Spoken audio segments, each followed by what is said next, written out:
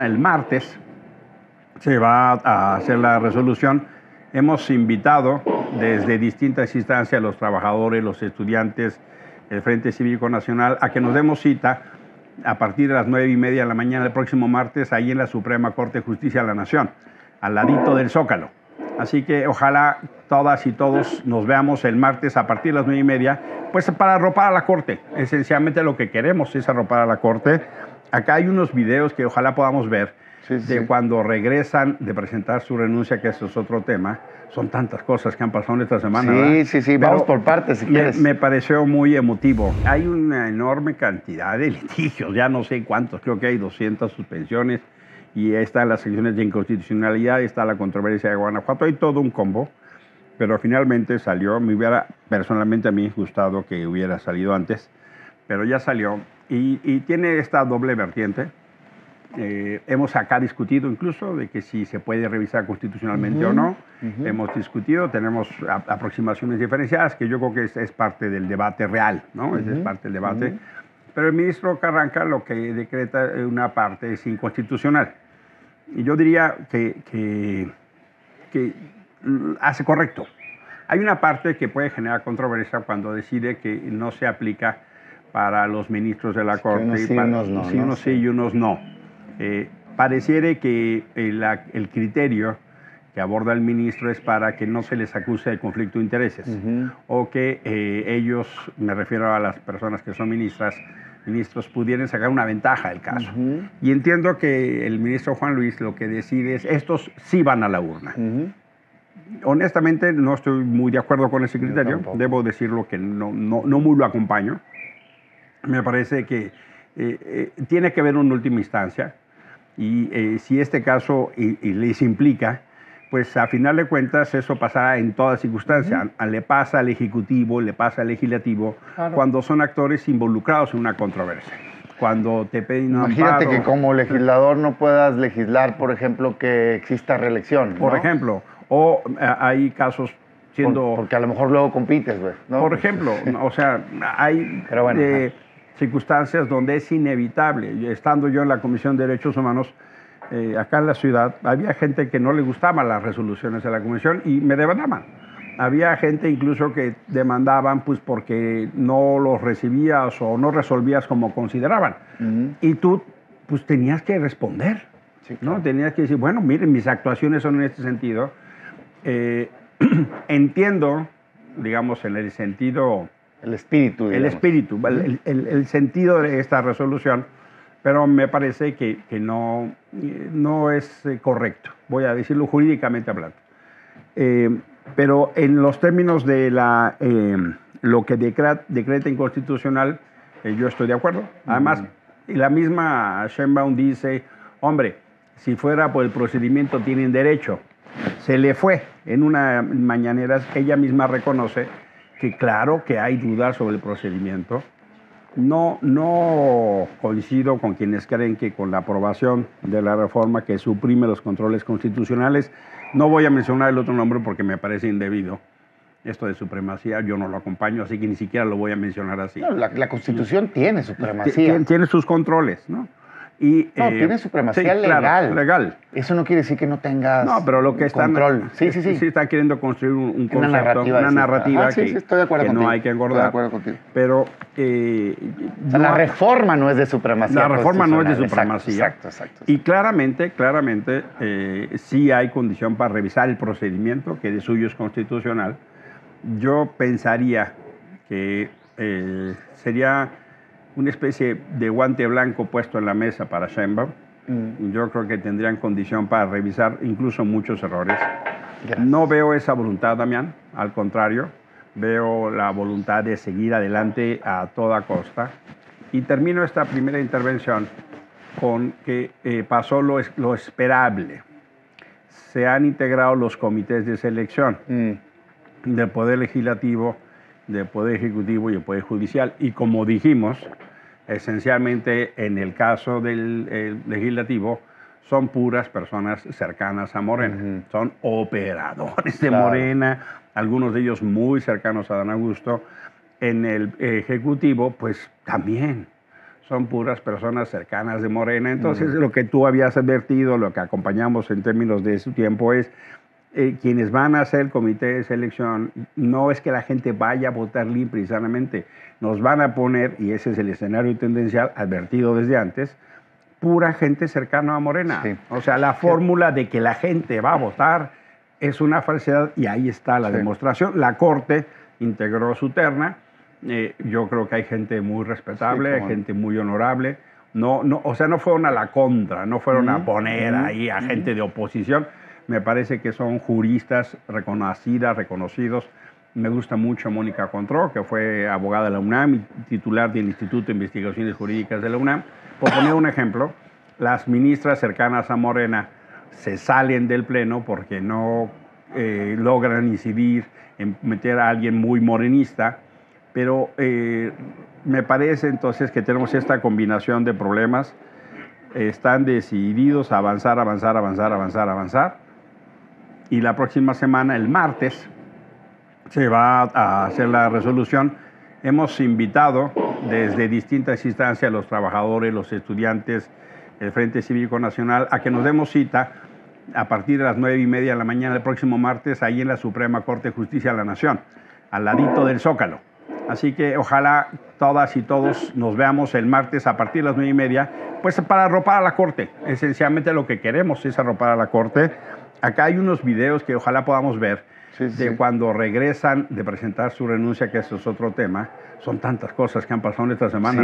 Sí, vamos por partes si quieres. Me pareció muy emotivo. Si quieren, al ratito lo vemos. Pero dejo aquí un poquito estos elementos, si te parece. Voy a separar los temas. Voy a dejar para una segunda ronda todo el tema del comité de evaluación, porque creo que vale la pena hacerle zoom. Sé que Paulina va a tener mucho que opinar en eso. De acuerdo. Y ver los perfiles para que quede claro que no estamos diciendo cosas al aire, ¿verdad? Que tiene una justificación. Déjame entrar al tema del proyecto. A mí me parece un proyecto muy interesante. Muy interesante, lo digo desde el punto de vista jurídico. Y desde el punto de vista político. Yo doy clases en la licenciatura de Derecho de la UP, un seminario de política pública, y normalmente escojo los proyectos que a mí me parecen más interesantes. En algún momento les encargaba un análisis del proyecto de Luis María Aguilar de prisión preventiva oficiosa que proponía inaplicar la Constitución, que digamos es un poco quien empieza con la polémica de si se puede o no decirle a la Constitución que no. Cuando llegó el caso Rosendo Radilla, tuvieron esa discusión. Ya antes había habido casos y todo, pero fue como el más puntual. Y me parece un proyecto para estudio.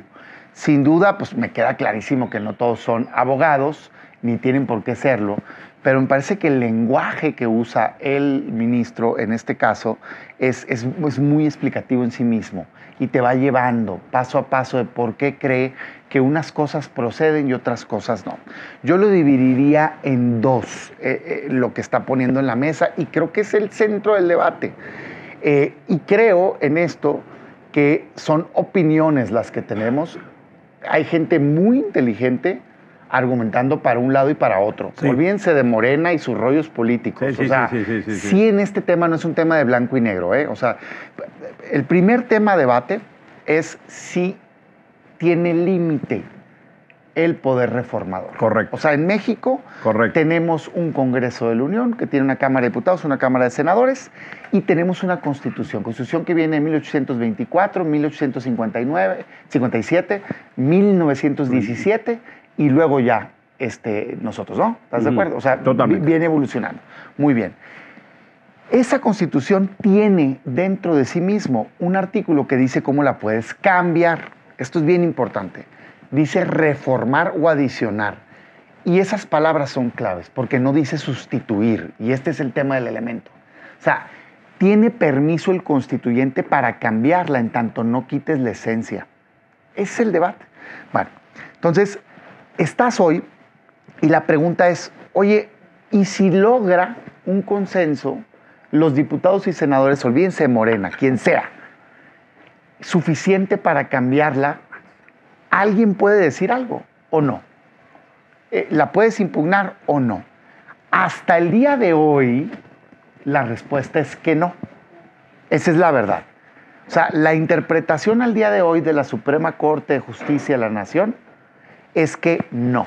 Eso le han contestado a quienes lo han intentado. También es cierto que de las más de 2,000 acciones de inconstitucionalidad, la mayoría no eran sobre reformas constitucionales. El propio proyecto habla solo de 5 casos y de 3 que sí habían procedido al análisis y les dijeron que no, con votación dividida.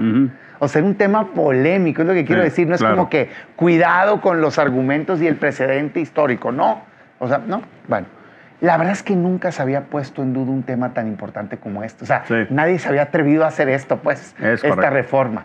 Entonces, entra la valoración y se vuelve a poner en el centro del debate si debe un ciudadano, un gobierno, un organismo poder defenderse de un abuso, aun cuando sea el poder constituyente. Yo creo que sí. Esa es mi respuesta, digamos que sí, pero muy encorchetada. O sea, en casos extraordinarios. Y eso me gustó del proyecto del ministro. El ministro no está diciendo, sí, cada que pase una reforma constitucional la puedes impugnar. Eso no está diciendo. Está diciendo en casos extraordinarios, marcadamente cuando violen derechos humanos, y mete él un componente que yo sinceramente no había analizado a fondo y me gustó como lo analiza. No estoy al 100% de acuerdo con él, pero me gustó como lo analizó. Dice, derechos humanos y principios fundamentales de nuestro país. Sí. Ah, caray, ok, ¿estás hablando de las cláusulas pétreas? Sí, dice. Sí. O sea, y él lo que analiza y dice es, en el mundo, en las democracias, existen cláusulas intocables. Sí, ¿no? Lo discutimos acá hace poquito. Y acepta que en México no son explícitas. Es lo que me gustó. Pues dice, Alemania las tiene explícitas, México no, pero sí están implícitas. Dice, porque fíjate que el artículo 40, dice que somos una república representativa, democrática, laica y federal. Y esos principios, dice, de alguna forma vienen desde 1824, cuando menos el representativo y democrático. Y fueron evolucionando, 24, 57, 1917, dice. Entonces, son parte fundamental de nuestro país. Entonces, si llega una mayoría, por así mayoría que sea, no puede quitarle el principio de democracia a México. Y tiene razón. O sea, no puedes convertirlo en una monarquía. No puedes llegar y decir, ¿sabes qué? Es que como tengo mayoría, ahora se va a quedar la presidenta por 100 años, o por 50, o por 30, o por 20. No puedes. Luego dice, es cierto, hay un artículo que permite cambiar la Constitución, el 39, pero cambiar no es sustituir. La puedes cambiar en tanto no toques los elementos centrales que te hacen ser esta república. Pues la verdad es que está bien interesante el análisis. Y luego dice, si quisieras cambiar, ¿tiene derecho el pueblo? Claro, no más que tendrías que convocar a generar una nueva constitución. Y remata diciendo, tan no se puede cambiar esos principios. Digo, esto es un montón de cosas que ahorita en otras intervenciones, porque realmente me parece muy interesante y normalmente no tengo el tiempo para como profundizar. Sí, es un documento de 360 páginas. Pero está bien interesante. Dice, tan no se puede tocar esos principios que, ¿qué creen? ¿Verdad que existe consulta popular en México? Es como el elemento y la herramienta más pura de democracia, de pregúntale al ciudadano, ¿verdad? Sí. Ok, pues ¿qué creen? En el artículo que regula la consulta popular está prohibido consultar los principios fundamentales del país. No le puedes consultar al ciudadano si quiere acabar con la democracia. No le puedes consultar al ciudadano si quiere acabar con la república. No le puedes consultar al ciudadano si quiere acabar con el método representativo. Entonces él dice, si el ciudadano no lo puede cambiar, ¿por qué tú, unos cuantos diputados y senadores, por más poder constituyente que seas, sí lo vas a poder cambiar? La verdad, muy bien planteado. Sí. Ahora, la pregunta, y aquí cierro, es si esta reforma toca o no los principios fundamentales de la República. La Constitución. Eso es lo que es debatible. Sí. Pero estos dos argumentos centrales de claro que puedes defenderte cuando te violen derechos humanos y claro que puedes defenderte cuando quieran romper los principios fundacionales de la República, a mí me hace mucho sentido. Claro, porque así tengan 36 absolutamente. millones de votos, Emilio y Claro. Paulina. O 30 tuvieron para legisladores, no sé cuántos. 32. Ok. Así tengan eso. Ni esos pueden acabar Es correcto. con el esquema de democracia en México. Yo pregunto, ¿alguien quiere que sí puedan quitar la democracia? ¿Alguien quiere que puedan acabar con el Estado laico? ¿Alguien quiere que puedan cambiar el régimen federal? La respuesta es no, ¿verdad? Ellos mismos te contestan que no, cuando se Claro. los pones en esos términos.